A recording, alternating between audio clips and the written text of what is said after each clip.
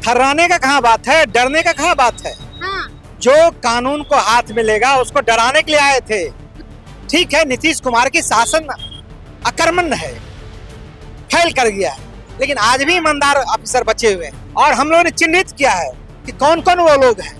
चिन्हित कर लिया एकदम बिल्कुल। क्या है संख्या उनकी? 22-23 अधिकारियों वो आईपीएस लोग हैं, ऐसे लोग जिन्होंने जो लॉ पढ़ के आता है, जो प्रशांत किशोर जी को इलीगल बेउर जेल में बगैर जुडिशियल रिमांड का 2-2 घंटे तक रखा, ये समझ में नहीं आता है कि उनको फतवा क्यों ले गया था। नमस्कार, हमारा नाम है समरीन और आपने देखना शुरू कर दिया है लाइव सिटीज। देखिए, इस वक्त की ब्रेकिंग खबर ये है कि पुलिस मुख्यालय से अभी बाहर निकले हैं जन सुराज के ये तमाम नेता। अब आप सोच रहे होंगे कि भला ऐसा क्या कुछ हो गया है कि ये तमाम नेता अंदर गए थे और बिहार के डीजीपी से भी इनकी मुलाकात हुई है। तो आइए फिर इन्हीं से वजह जानते हैं, क्या हो गया मुन्ना जी, आप लोग सब अंदर क्यों चले गए थे? जो 6 तारीख को घटना घटी थी, 29 तारीख को घटना घटी, 2 तारीख को धरना पर बैठे, सिलसिलेवार ढंग से डीजीपी साहब को बताया गया है कि किस तरह लॉ को तोड़ा गया है। जो कानून का रक्षा करने वाले पदाधिकारी हैं, उन्होंने ही लॉ को तोड़ा है। गलत तरीके से गिरफ्तारी करना, फिर उनको पीएमसीएच नहीं ले जाके, आज एनएमसीएच नहीं ले जाके, एम से सीधे उनको फतवा ले जाया गया, फिर कोर्ट लाया गया, कोर्ट में गलत मुकदमा किया गया, बिना जुडिशियल रिमांड का उनको बेउर जेल ले जाया गया।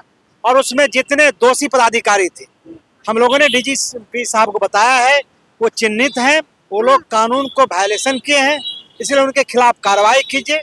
प्रशांत किशोर जी पर जो झूठा मुकदमा लादा गया है, उसका आप निष्पक्ष जांच कीजिए और यदि दोषी हैं तो आप सजा दीजिए, नहीं दोषी हैं तो आप उनको उस केस से बरी कीजिए। जो दोषी पदाधिकारी हैं उस पर सख्त कार्रवाई कीजिए। तो हम लोगों ने कहा है और डीजीपी साहब ने कहा है कि भाई मैं बिंदुवार सबका जांच करूंगा, दोषी जो भी हो बख्शे नहीं जाएंगे। अच्छा, डीजीपी से मुलाकात हो गई है, आश्वासन भी मिल गया? जी, हम लोगों का मुख्य मुद्दा ये था डीजीपी साहब से मिलने का कि आज जो हम लोग बतलाए हैं कि ये पूरे घटनाक्रम में पुलिस की भूमिका काफी संदेहास्पद ही नहीं रही है। पुलिस प्रशासन का जो है वह बहुत खेदजनक व्यवहार। यानी कि आप यही कह रहे हैं कि डीजीपी से मिलके आपने पुलिस की शिकायत लगा दी? हाँ, पुलिस की शिकायत नहीं, पुलिस की बातों हमने बताया है कि पुलिस की क्या कमियां रही और पुलिस का रोल इतना रहा। तो डीजीपी साहब को गुस्सा आया कि नहीं? डीजीपी साहब को गुस्सा आवे या नहीं आवे हमको उससे मतलब नहीं है। डीजीपी साहब ने बता रहे बिंदुवार हम लोग की बात को सुना है और वो कन्विंस हुए हैं और बोले हैं कि बिंदुवार इसकी हम जांच करवा के इस पर हम कार्रवाई करेंगे। इस पर कार्रवाई करेंगे, भरोसा है? निश्चित भरोसा है। हमने डीजीपी साहब को बताया कि कैसे लोकतंत्र जो है लाठी तंत्र बन गया है और इसको ध्यान देने की आवश्यकता है। नहीं तो हर एक बार जो विद्यार्थी या कोई अपनी समस्या लेके आएंगे और वो लाठी खाएंगे, अच्छा नहीं है। वो अपनी समस्या के निदान के आते हैं, वो लाठी खाने नहीं आते हैं। इस पर ध्यान दिया जाए और डीजीपी साहब बोले कि मैं इस पर ध्यान दूंगा। मैं इस पर ध्यान दूंगा, लेकिन एक बात तो तय है, अब तो ऐसा लग रहा है कि प्रशांत किशोर को भी डर लगना शुरू हो गया है। कोई डर नहीं। तभी तो आप लोग तमाम नेताओं को यहाँ पर वकालत के लिए भेज दिया। देखिए, गलत तरीके से पुलिस ने जो केस किया है, हाँ। एक तो गलत किया पुलिस कि हमारे नेता को और उसके सहयोगी के लोगों को उठा कर ले आकर पूरा पटना घुमाया और लोकतंत्र का धज्जी उड़ाया। और दूसरा काम ये किया कि उसने गलत तरीके से केस किया प्रशांत किशोर। उस केस की समीक्षा होनी चाहिए, निष्पक्ष जांच होनी चाहिए। इसके लिए हम लोग डीजीपी से मिले हैं। ये लोकतांत्रिक राज्य है, इस लोकतंत्र को बहाल करने के लिए आपकी नैतिक जवाबदेही बनती है और जिम्मेदारी बनती है कि इस केस का निष्पक्ष बिंदुवार जांच करें और दूध का दूध पानी का पानी करें। दूध का दूध और पानी का पानी। कितना एफआईआर हुआ है प्रशांत किशोर पर? संख्या क्या है एफआईआर की? एफआईआर कितना हुआ है हम तो नहीं जानते हैं, है ना, लेकिन आज हम लोगों ने बता दिया है कि पुलिस का जो रोल है वह लोगों की रक्षा करना है। लेकिन उस दिन की जो पुलिस का रोल था वो एक किडनैपर की तरह लग रहा था। किडनैपर की तरह लग रहा था? जी हाँ, पुलिस का रोल? जी हाँ, एकदम किडनैपर की तरह लग रहा था। और मैंने यह बात डीजीपी को उनके मुंह पर बताई, बताया और कहा कि इसमें क्या होगा, इसमें तो जो होगा आपकी जांच करिए। इतनी बड़ी बात बता जी तो डीजीपी साहब तो पूरा बमक गए होंगे आप लोगों को। ऐसा लग रहा है कि अब आपके नेता पूरा थर्रा रहे हैं, डर गए हैं। अरे भाई, ठर्राने का कहाँ बात है, डरने का कहाँ बात है। हाँ। जो कानून को हाथ में लेगा उसको डराने के लिए आए थे। सवाल है कि जो कानून का रक्षक है वो जब भक्षक हो जाए, कानून को तोड़ने लगे, तो भाई जो ऊपर का अथॉरिटी है उसको कहना चाहिए। ऐसा थोड़े है कि सब पुलिस विभाग में चोर है क्या। ठीक है, नीतीश कुमार की शासन अकर्मण्य है, फैल कर गया है, लेकिन आज भी ईमानदार ऑफिसर बचे हुए हैं। तो विनय बाबू उसी में गिने चुने डीजी हैं। तो हम लोगों ने जिन लोगों ने गलती की है और हम लोगों ने चिन्हित किया है कि कौन कौन वो लोग हैं, चिन्हित कर लिया। एकदम बिल्कुल। क्या है संख्या उनकी? उनके लगभग 22-23 संख्या है। 22-23 अधिकारियों को वो आईपीएस लोग हैं, ऐसे लोग जिन्होंने जो लॉ पढ़ के आता है, जो संविधान का प्रति कसम खाता है, उन लोगों ने बेरहमी से छात्रों को पीटा। प्रशांत किशोर जी को इलीगल बेउर जेल में बगैर जुडिशियल रिमांड का 2-2 घंटे तक रखा। न्यायालय में झूठा मुकदमा उन पर दर्ज किया गया। भाई ये समझ में नहीं आता है कि उनको फतवा क्यों ले गया था। भाई आप ले गए थे एम्स, वहाँ उनका इलाज नहीं हुआ, वहाँ उनका जांच नहीं हुआ। यहाँ तो एनएमसीएच है, पीएमसीएच है, तो वहाँ नहीं ले जाकर आप ले गए वहाँ। आप 44 लोगों को 17 घंटा से 20 घंटा तक आपने हाजत में रखा। तो भाई इसके लिए कौन दोषी है? तो ये समझना चाहिए, ये संदेश है कि जनसुराज प्रशांत जी क्या कहे थे कि किसी को छोड़ा नहीं जाएगा। तो ये पहला कदम है, पहला कदम है। और वैसे लोग जो कानून को तोड़ेंगे उसके लिए अभी तो डीजी साहब क्या आए हैं। यहाँ न्याय नहीं मिलेगा तो कई दरवाजा है, कई दरवाजे हैं, उसे छोड़ा नहीं जाएगा, बख्शेंगे नहीं, बिल्कुल नहीं बख्शा जाएगा। हर हाल में उसे सजा मिलेगी, क्योंकि यदि जनसुराज डर जाएगा तो 13 करोड़ लोग डर जाएगा।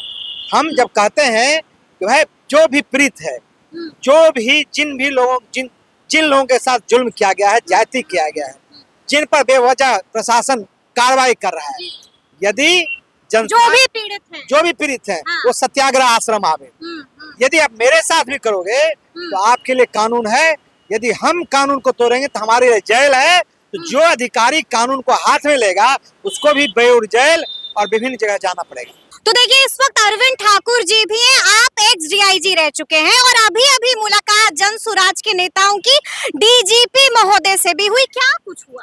देखिए, हम लोग जो ज्ञापन अपना बना के ले गए थे और शुरू से अंत तक जो घटनाएं घटी हैं, अब पुलिस के द्वारा जहां जहां ज्यादतियां हुई हैं, सारे स्पॉट वाइज, मैंने एक घटना स्थल का अलग पदाधिकारी, एक घटना धरना स्थल का हमने किया, पिपलावा में द्विवेदी जी ने किया, मंडल जी ने कोर्ट परिसर का किया, हर जगह का। और एक एक पदाधिकारी का नाम उसमें हमने लिखवाया है। और हमने कहा यही कि पुलिस कोई क्रिमिनल के साथ, तो क्रिमिनल हम लोग तो नहीं थे। हम लोग पुलिस का सेवा 35 साल दिए हैं, तो हम लोग क्रिमिनल नहीं थे, लेकिन क्रिमिनल के तरह व्यवहार प्रशांत किशोर जी के साथ किया गया, हम लोग के साथ किया गया, तो उसी में न्याय हम लोग को मिले। आप न्याय नहीं दीजिएगा तो न्यायालय से न्याय लेंगे, लेकिन छोड़ेंगे नहीं। लेकिन ठाकुर जी अब तो ऐसा लग रहा है कि आपके नेता डर चुके हैं, घबरा चुके हैं। इतना एफआईआर जो हो, हमारे नेता से पूरा प्रशासन डरा हुआ है।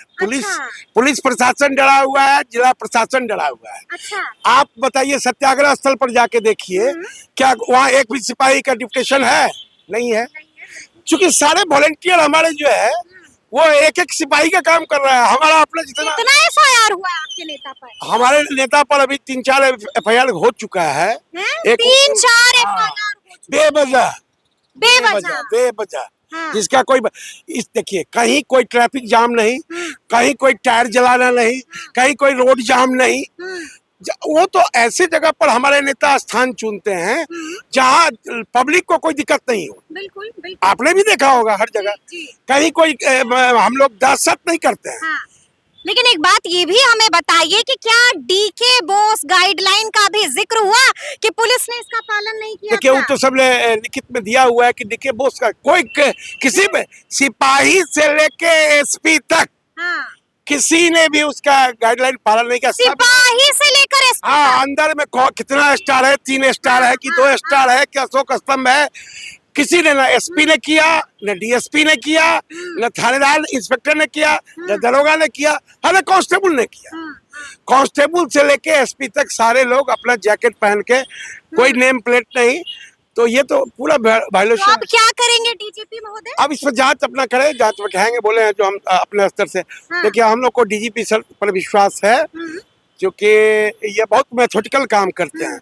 अगर हम लोग के साथ किसी पुलिस वाले ने अन्याय किया है तो देखो, भारतीय न्याय संहिता की जो धाराएं हैं, जैसे क्रिमिनल पर लगता है वैसे सबमरीन पुलिस में भी लगता है। बिल्कुल। अच्छा, कितने पुलिस वालों को आप लोगों ने कटघरे में खड़ा कर दिया? हम लोग जितने थानाध्यक्ष हैं पटना शहर के, जितने एसडीपीओ हैं और जितने एसपी लोग हैं, सबको हम लोग जो है, संख्या क्या है उनकी? संख्या करीब 20-22 तो अफसर जो है नेमिंग किए हैं।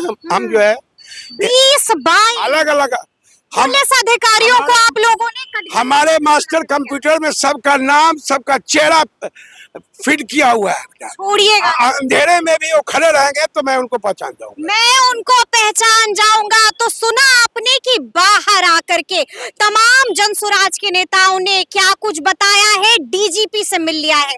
तो अब देखना होगा कि आगे आगे क्या कुछ होता है। तो फिर ये पूरी बातचीत आपको कैसी लगी है, कमेंट करके हमें जरूर बताइएगा। तो ऐसे तमाम अपडेट्स के लिए बिल्कुल ऐसे ही हमारे साथ बने रहिएगा और देखते रहिएगा लाइव सिटीज। बहुत शुक्रिया।